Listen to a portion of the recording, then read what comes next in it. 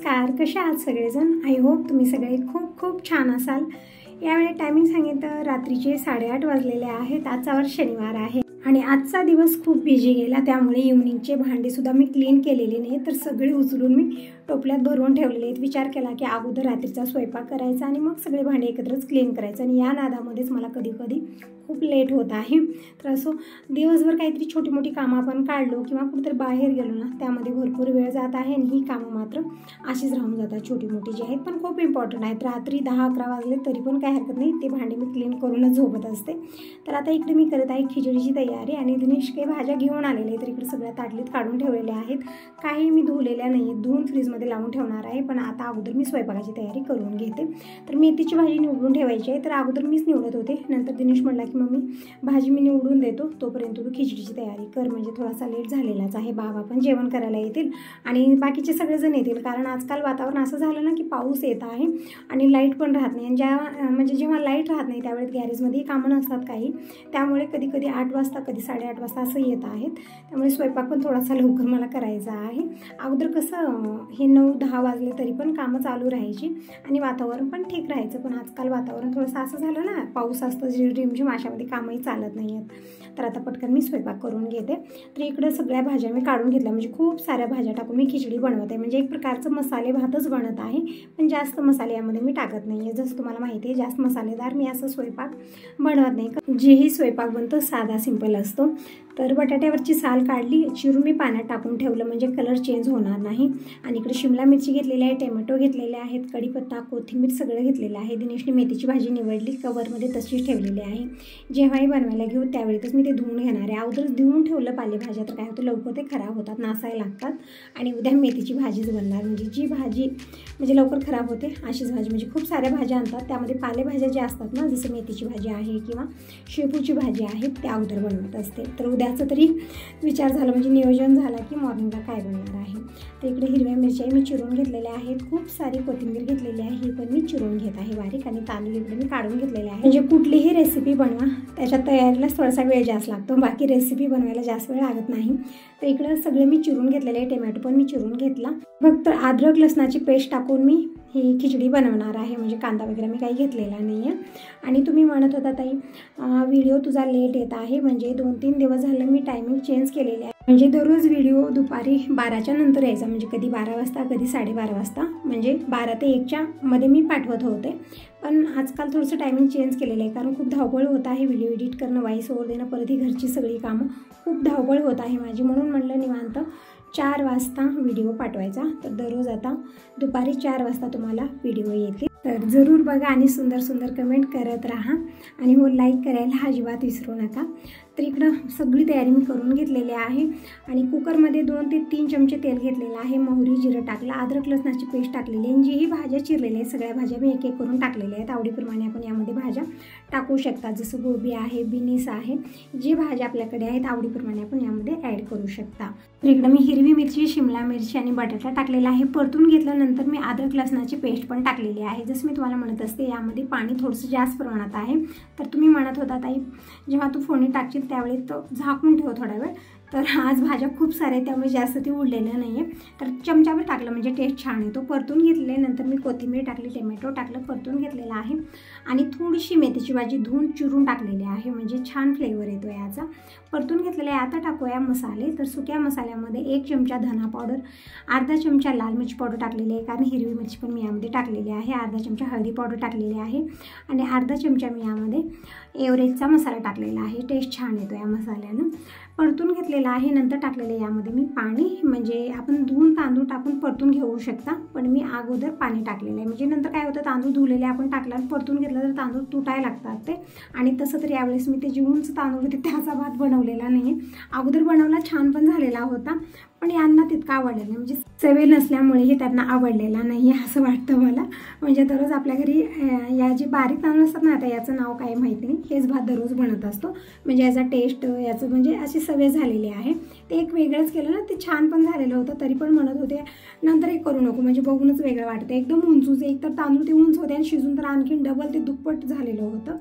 तर असं इकडं बाबाला आणि दिनेशला मी चिवडा आणि रव्याचे लाडू खायला दिलेले आहेत, म्हणजे मी रवा लाडू चिवडा बनवून ठेवलेला आहे, म्हणजे संध्याकाळी ना जोपर्यंत स्वयंपाक होतो तोपर्यंत मी चिवडा आणि रवा लाडू खायला देत आहे सगळ्यांना, म्हणजे हलकी फुलकी भूक लागलेली असते आणि स्वयंपाक व्हायला आरामात 8-9 वाजतात. आणि तसं तर आज ना मी जास्त तामझाम केलेलं नाही आहे, मी साधी सिंपल खिचडी बनवत आहे, त्यामुळे जास्त वेळ लागलेला नाही. तर दररोज कसं सकाळी जसं स्वयंपाक असतो ना तसाच रात्री पण होत असतो, भाकर भाजी भात पूर्ण स्वयंपाक असतो, पण आज मी खिचडीच बनवलेली आहे.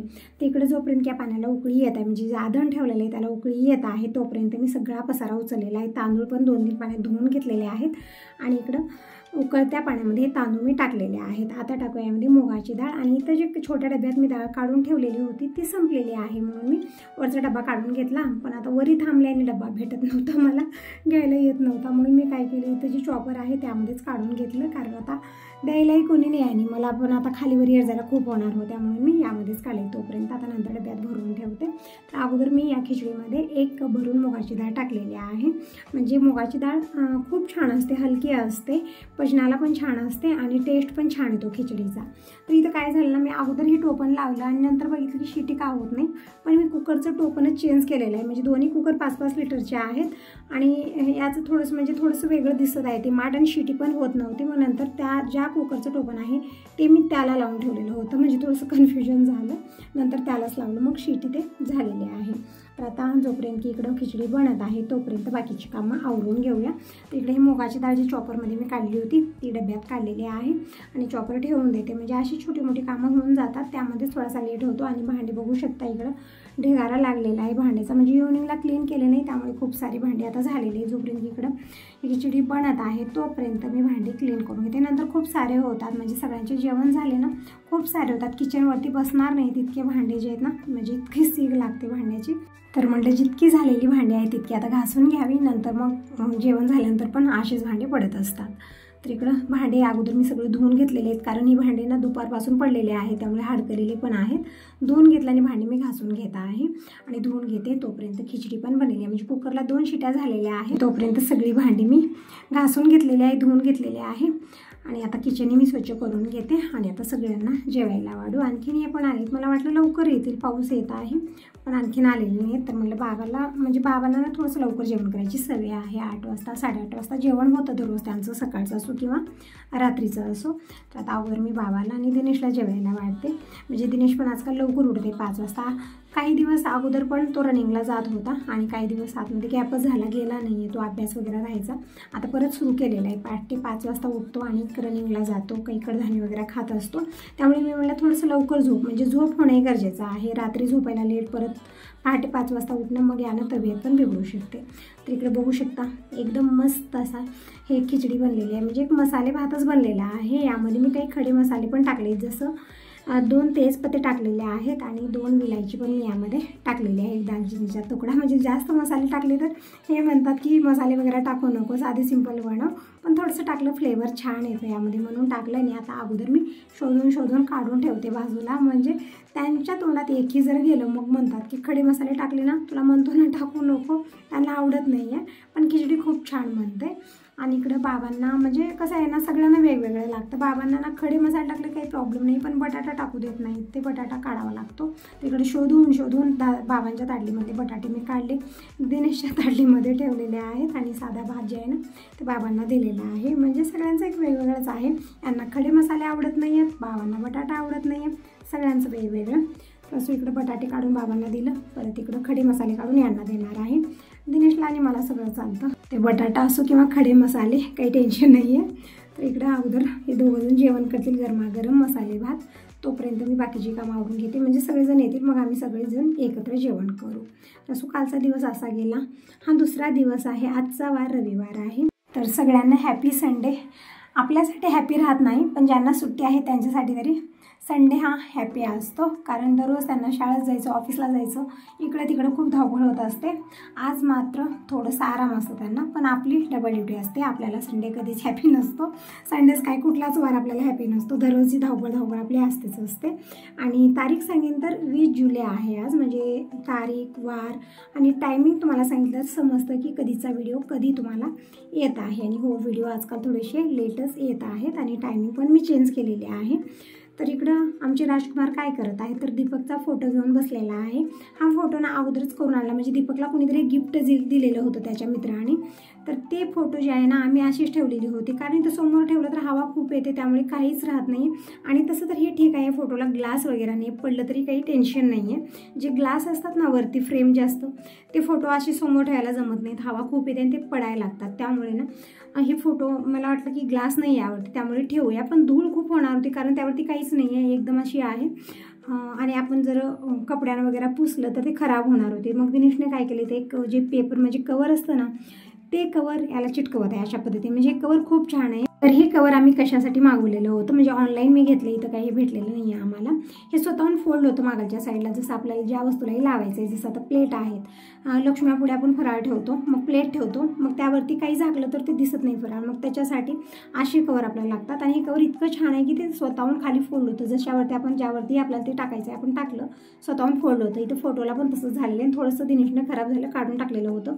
तर रिमोटला मी चिटकवलेलं आहे, ते म्हणजे चिटकवायचं काही नाही, त्याला फक्त स्वतःहून ते फोल्ड होतं. जसं आपण त्या वस्तूला लावलं ते स्वतःहून मागच्या साईडला फोल्ड व्हायला लागतं. तर तसं झालं इकडं फोटोला पण दिनेशने ते लावलं स्वतःहून, ते मागच्या साईडला फोल्ड झालेलं आहे. पण एक झालं ना, ते लावतो वेळेस तितकं टाईट त्याला बसलेलं नाही आहे. एका साईडला तर चोळामोळा झालं होतं. तर काय केलं, इकडं हवेची मशीन घेऊन हवा मारून त्याला व्यवस्थित केलेलं आहे आणि व्यवस्थित फोल्ड केलेलं आहे.